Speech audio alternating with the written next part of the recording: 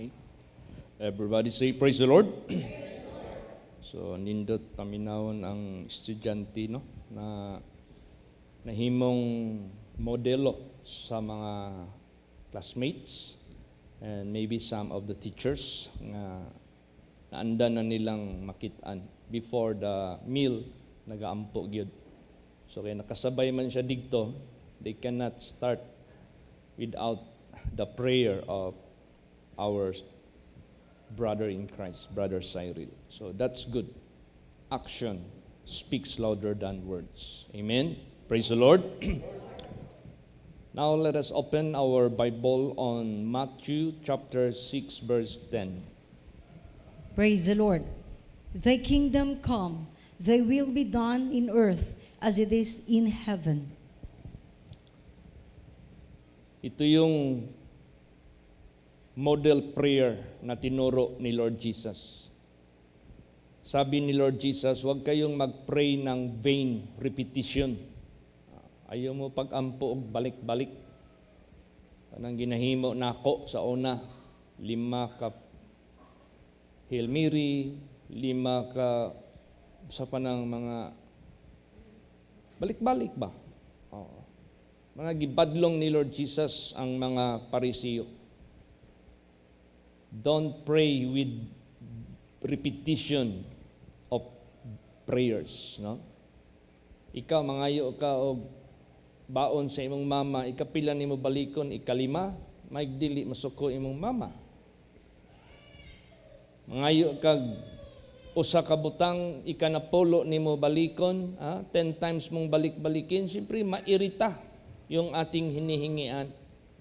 So that is not the prayer na gusto ng Diyos na modelo. So, sa prayer na ginawa ni Lord Jesus na modelo, ito yung sinabi dito sa loob ng prayer. Isa dito yung, Thy kingdom come.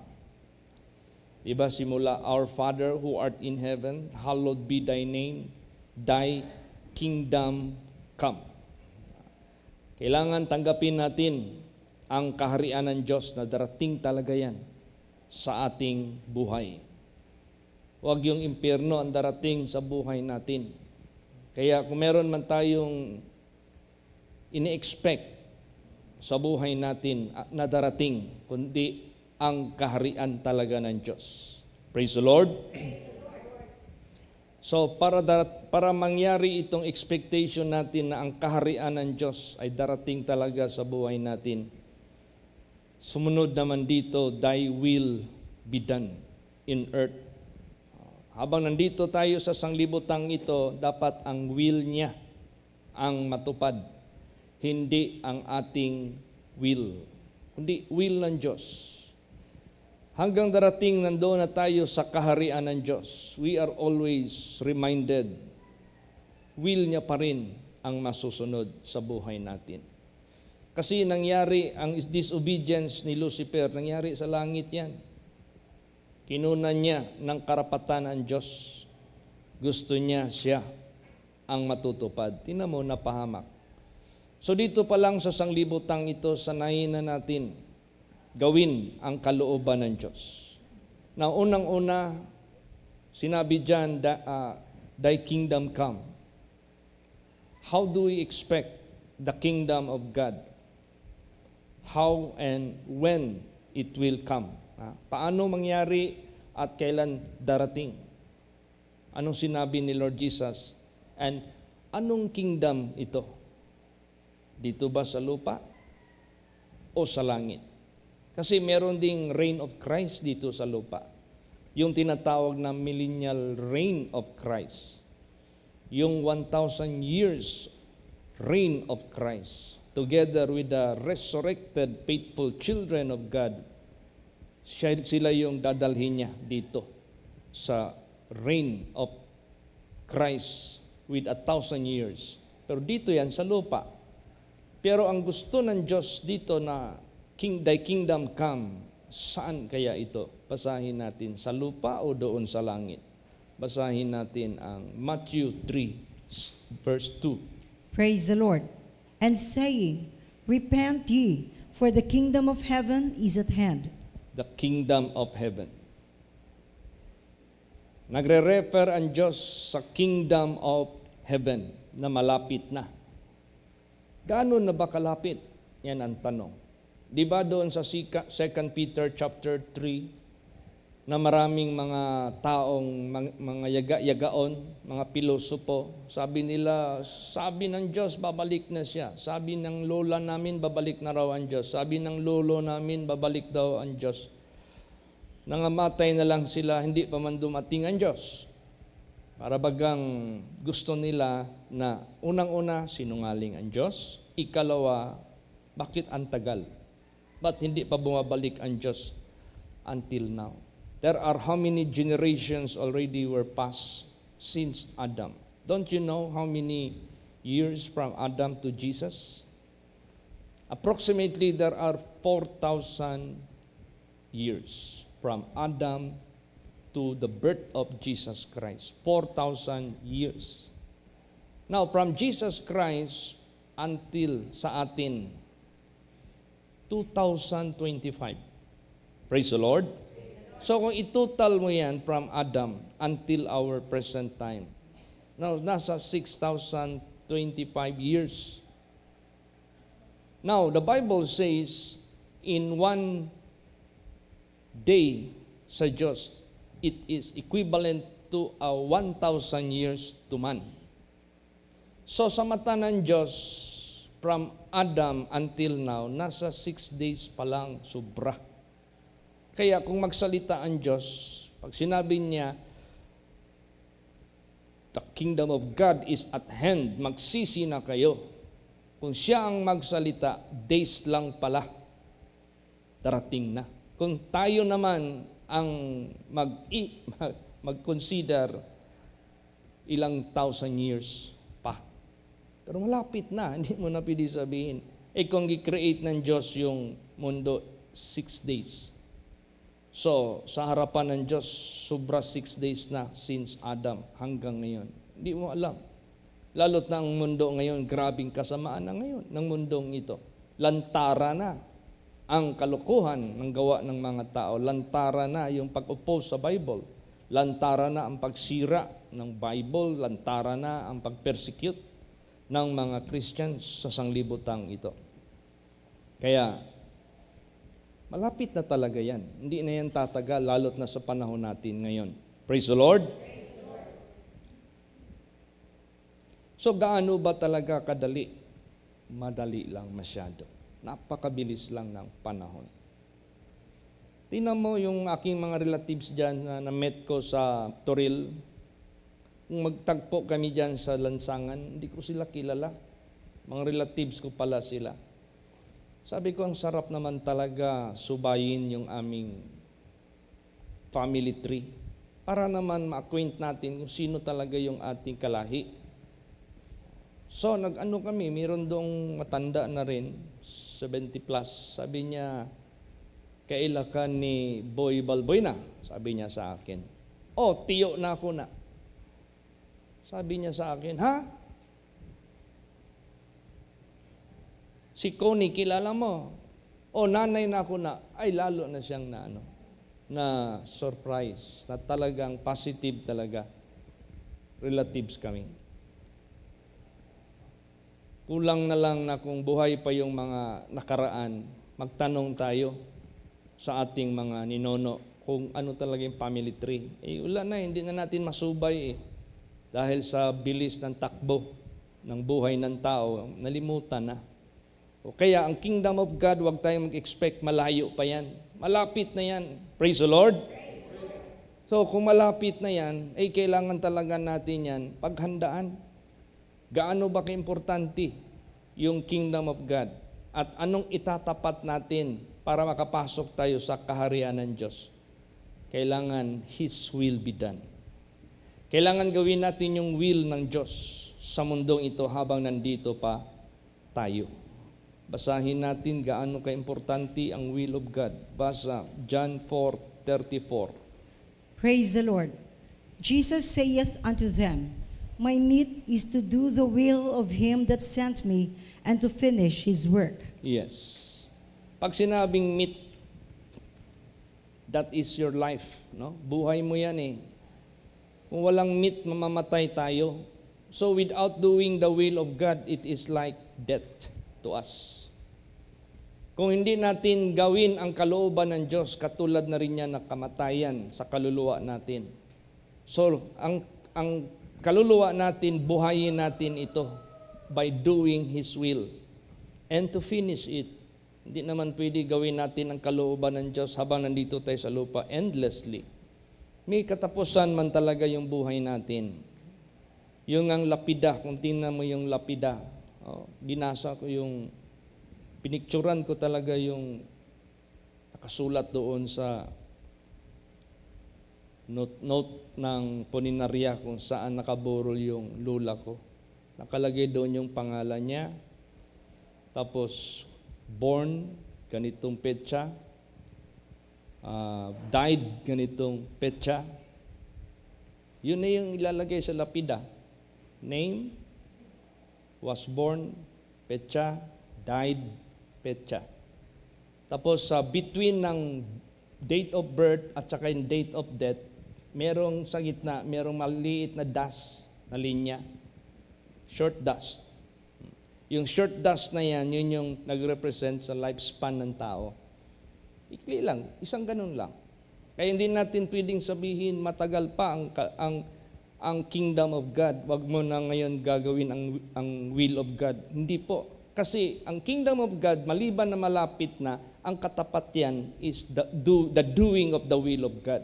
So yung paggawa natin ng kalooban ng Diyos, it must be consistent, it must be always until we die. To finish His work is during our death. Praise the Lord. At sinabi din sa Bible, be thou faithful unto death, and you will receive the crown of life. Kaya yung will of God na yan, that is our life. Para yan sa ating ikabubuhay na walang hanggan. Alam mo, itong Word of God, pag gumagawa ka sa kalooban ng Diyos na nakasulat sa Biblia, naging obedient ka. Every time makaintindi ka sa Word of God, o kaya every time makabasa ka, every time makarinig ka, pinagsisihan mo kaagad yung mga pagkakamali mo na nalaman sa katotohanan at ginagawa mo kaagad yung pagbabago. Every time makarinig ka ng Word of God, madali mong maintindihan ito. Praise the Lord. Kaya to discover and to do the will of God, there is no other such best way but abrupt or yung impronto o kaya present time talaga na pag nalaman mo ang katotohanan, pag nalaman mo nagkamali ka, pagsisihan mo kaagad. Hindi mo na pinabubukasan. Nagbabago ka na agad sa buhay mo. Lalo mong maintindihan ang will of God. Every time nagbabasa ka, nakikinig ka, hindi ka na mapasil. Praise the Lord. Basahin natin yan.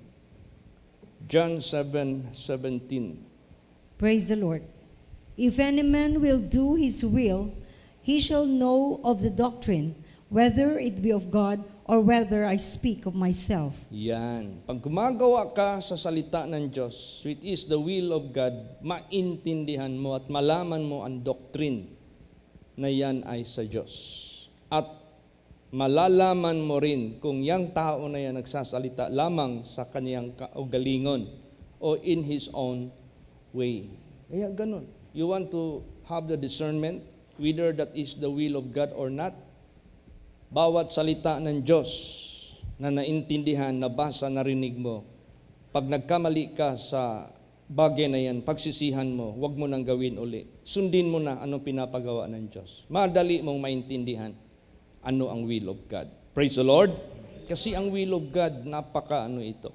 Hindi natin pwede itong take light lang. Yung bang parang isi-isihin lang.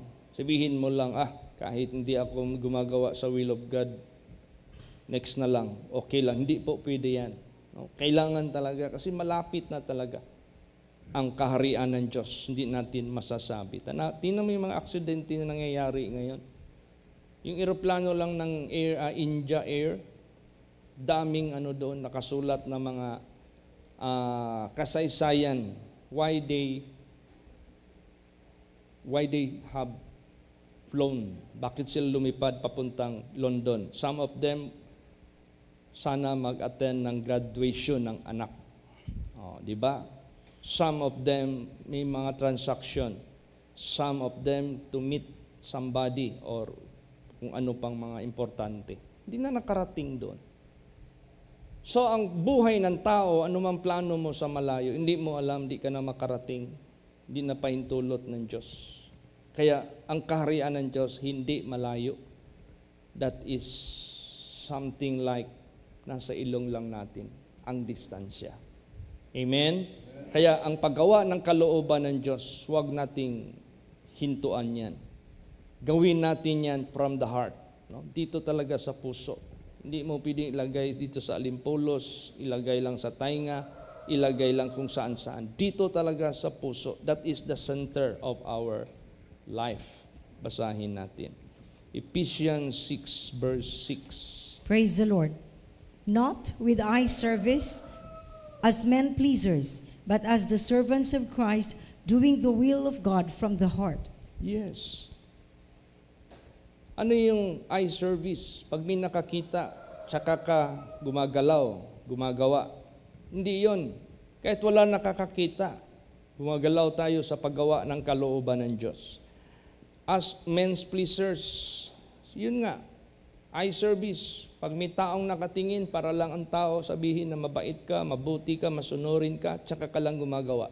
But the question is, pag walang nakakita, wala. Hindi mo na ginagawa. Hindi. Subalit ang gawin natin, but as the servants of Christ, doing the will of God from the heart. Mula talaga dito sa puso. Praise the Lord. Pag anong nasa puso mo, yan yung pinaka strongest feeling na walang makakahadlang. Yung sinasabi na many water cannot quench love. Kahit malaking baha, hindi yan makapigil sa pag-ibig. It is in the heart. So kung yung pag-ibig natin nasa paggawa ng kalooban ng Diyos, walang makakapigil niyan. Tapos, habang ginagawa mo yan, meron kang delight. Anong delight? Masaya kang gumagawa. Maligaya kang gumagawa. Satisfied ka na gumagawa niyan. Basahin natin. Psalms 40 verse 8. Praise the Lord. I delight to do thy will, O my God. Yea, thy law is within my heart. Yan. I delight to do thy will, O my God. Yea, thy law is within my heart. See? Kasi nahahayag ang kalooban ng Diyos sa kanyang law na nakasulat dito sa banal na salita ng Diyos. Pag niyan ang nasa puso mo at kinagagalak mo, the doing of it, no? Kinagagalak mo ang paggawa niyan, pag-aplikar niyan, pag-perform niyan, ay sigurado, 100% yan. So, anong gawin natin? We have to be knowledgeable about the will of God. Kailangan knowledgeable tayo sa Bible. Kaya importante yung pagsimba. Importante yung pagpakinig ng salita ng Diyos. Kung sakali mang you failed one of our services, nire-record yan, ina-upload yan sa YouTube. Minsan may membro tayo dyan na malayo, Pastor Chit, hindi na ako maka-live sa iyo. All I can do is to watch you in YouTube. So kaya, ang ginagawa ngayon ng media natin, maliban naka-live tayo, 30 days man lang yan mag-last sa FB, ma-erase naman yan. Automatically, yung whole preaching ko that is being recorded and automatically will be uploaded sa YouTube. Kaya yung hindi makakatch ng on time sa live, pwede silang mag-review sa YouTube. At least, may pagkakataon ng lahat not to skip any meal sa spiritual life natin. Praise the Lord. Because our meat is to do the will of Him that sent us. Yung nagpadala talaga sa atin. So, kailangan knowledgeable tayo. So, the longer we serve God, the more we learn from His will, the more we learn from His will, the more we become learned person or established. Established na tayo, hindi na tayo basta-basta. Hindi na tayo madala sa tukso. Basahin natin. Colossians 1 verse 9. Praise the Lord. For this cause we also, since the day we heard it, do not cease to pray for you and to desire that you might be filled with the knowledge of His will in all wisdom and spiritual understanding. Yes. Dalangin, hindi ako hihinto sa pagdalangin sa inyo at wala akong ibang minimithi ng aking puso, kundi mapuno kayo ng kaalaman ng kanyang kalooban sa pamagitan ng katalinuhan at spiritual na pangunawa. Napaka-importante niyan. Praise the Lord. Napaka-importante niyan.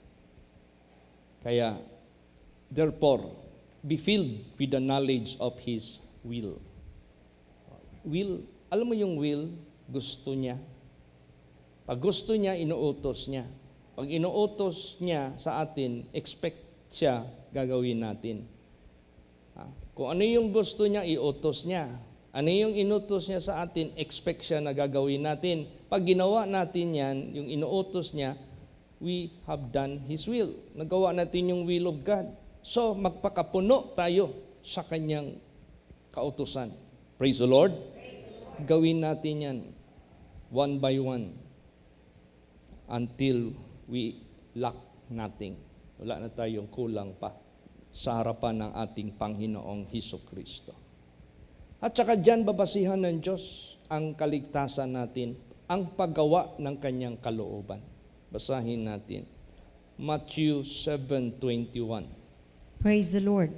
Not everyone that saith unto me, Lord, Lord, shall enter into the kingdom of heaven, but he that doeth the will of my Father which is in heaven. Yan.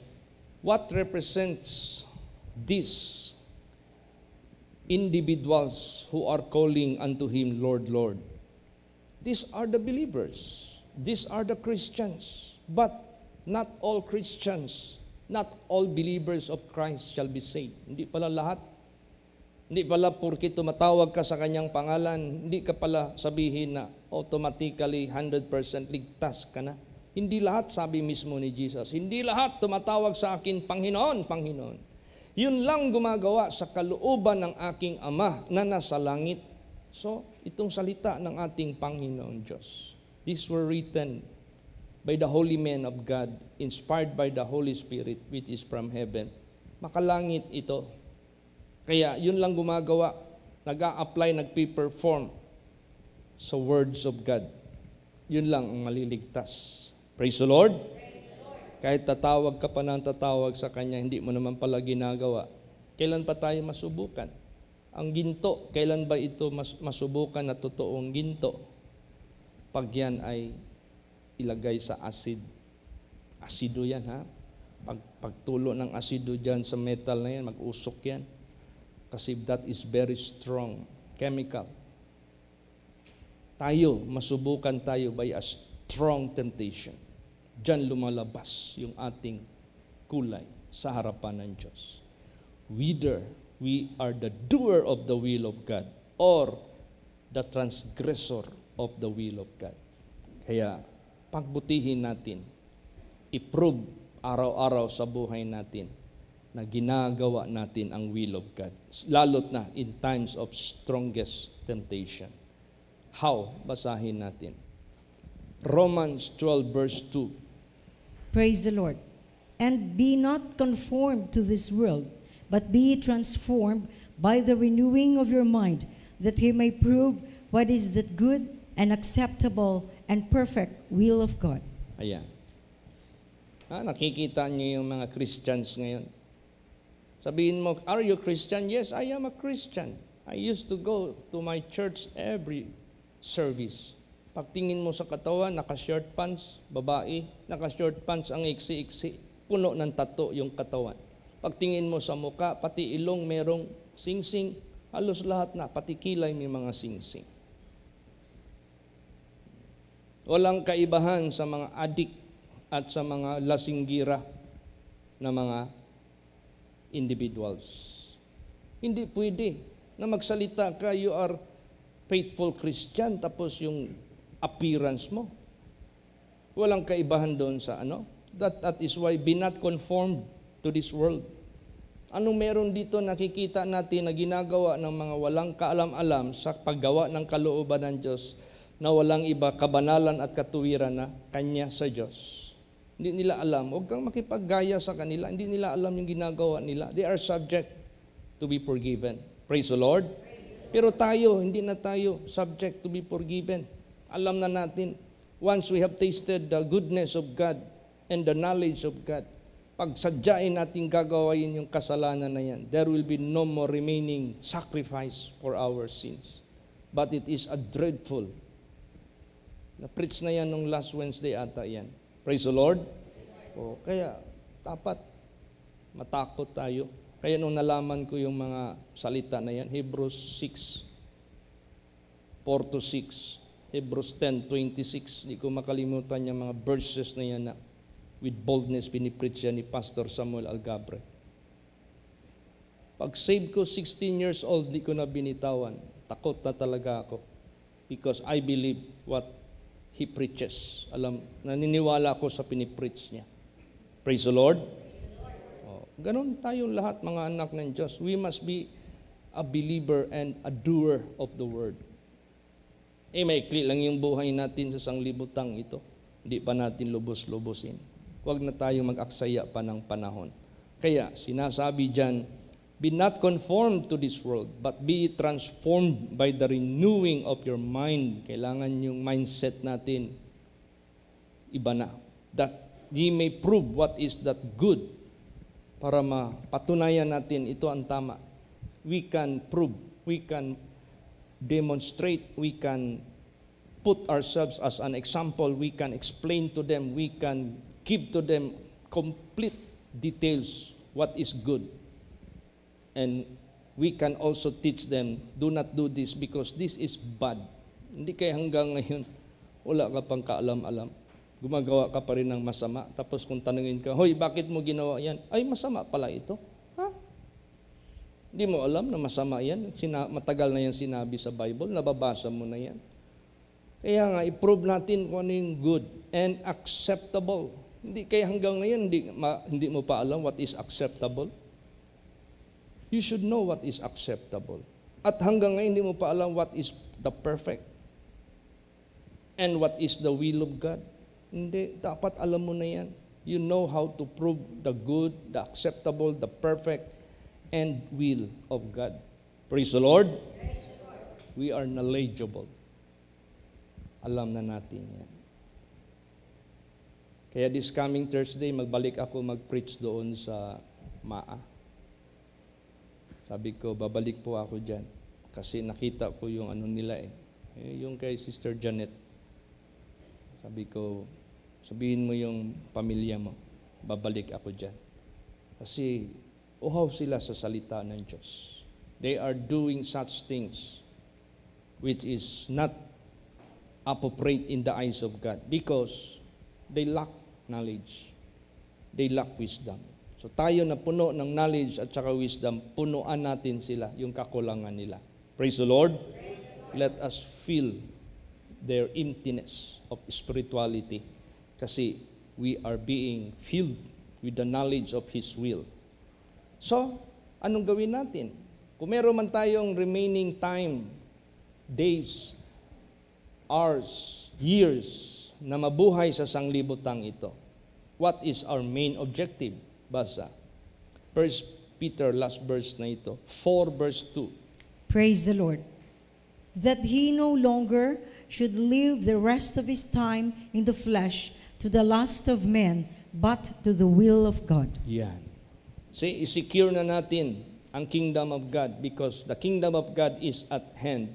Kung meron man tayong remaining, kung meron man tayong naiiwan pang time, hour, days, months, years, let us do it and spend it to the will of God, not to the lust of the flesh. Praise the Lord. Kasi malapit na talaga ang kaharian ng Diyos. Sa harapan ng Diyos. From Adam to Jesus and from Jesus to us, it is just 6 days more. Lampas lang ng kunti ng 6 days. Kung ang measurement ng Diyos, tatapusin niya ang mundo after 7 days, wala na. Tapos na ang mundo. Napakabilis lang. Praise the Lord. Kaya nga, if riches increase, do not put your heart there. Bakit? You might be diverted. Your heart might be snared. Baka yung puso mo malitagan. Because of the cares of this world, magkakaroon ka ngayon ng anxiety. And because of that anxiety, magkakaroon ka ngayon ng depression. Magkakaroon ka ng depression, maging insane ka. Pag maging insane ka, you are like a demon-possessed person. Pero kung yung puso natin nakaset doon sa langit, we are worry-free because we understood everything in our lives. Praise the Lord. Naintindihan mo lahat ang bagay sa sanglibutang ito. Naked we will born. O naked we were born, naked we will face the Lord. And beside that, God asks us to deposit our treasures in heaven. And He discouraged us to deposit treasures on earth. Amen? Praise the Lord. Paano yung future ng children ko? Sabi ko na nga sa inyo Kung sino man sa atin dito, inuna ang kaharian ng Diyos at ang kanyang katuwiran. Secured ka na 100% because it is guaranteed not by anyone of this world but God Himself who made the guarantee. Pag ang Diyos ang nagbigay sa iyo ng guarantee, sabihin ko po sa inyo, high 100%. At tingnan mo basahin mo yung Bible. Pag magsabi ang Diyos, ibigay ko yan sila sa kamay mo, 100% yan. Bigay ko sa iyo ang kaaway one day, 100% yan. I will let you into the land of promise, 100% yan. Pag sinabi niya, I swear in my wrath that these people should not enter into that land which I promised to them, ay hindi yan talaga makapasok. Kaya, tingnan natin ang positive and negative effect after you have done this, after you have done that, para matakot tayong gumawa sa ikapahamak natin at masaya tayong gumawa sa ikaliligtas natin. Let us delight doing the will of God. Praise the Lord. Praise the Lord. Kasi ang Diyos talaga ang mag-prevail. Huwag tayong makinig, huwag tayong maniwala kung sino-sino yung mga matatalino dyan. Those people who spoke so much yung grabe yung arrogance nila, grabe yung pag-brag nila sa sarili nila. When they died, wala na. If you visit their tomb, pagtingin mo, yung buong katawan naging sinsilyo na. Ano yung sinsilyo na? Wala na. Nagkawatak-watak na. Yung bungo, wala na. Siparit na sa leeg. Yung collarbone, wala na. Hindi na nakakonect doon sa arm. Masinsilyo na. Yung mga ribs dito, wala na yan. Nagkalat-kalat na yan. Yung mga buto sa tuhod, naghiwalayan na. Wala nga Kaya sa buhay natin, let us be filled with the knowledge of His will. Yan ang importante. Pag sinabi ni Jesus, Thy kingdom come, hindi na yan tatagal. Thy will be done. Dapat talaga tayo gagawa ng kanyang will. On earth as it is in heaven. Kahit nandoon na tayo sa langit, do not forget to do His will. Kaya dito pa lang, lagi nating prayer, Lord, if it is your will, lagi tayo magpaalam sa Kanya. Amen? Tsaka connected tayo sa Diyos. We are not connected to Elon Musk. Elon Musk cannot give us the future as what God can do. Hindi magawa yan ng tao sa sanglibutang ito. If you are connected with heaven, be proud of it. Praise the Lord. Pwede mo yung pagmayabang sa buong mundong ito, but not such a way of ungodly way. Hindi, kampanti ka ba? Hindi mo pinaipagpalit. Pag sinabing proud ka sa Diyos sa buhay mo, hindi mo siya kayang i-turn down because of something that is being offered to you. Pag pinagmamalaki mo ang paggawa ng kalooban ng Diyos, you can elaborate to them why. You can explain it to them well. Why? Para sila maakit din sa iyo. Amen? Praise the Lord. Magsitayo po ang lahat.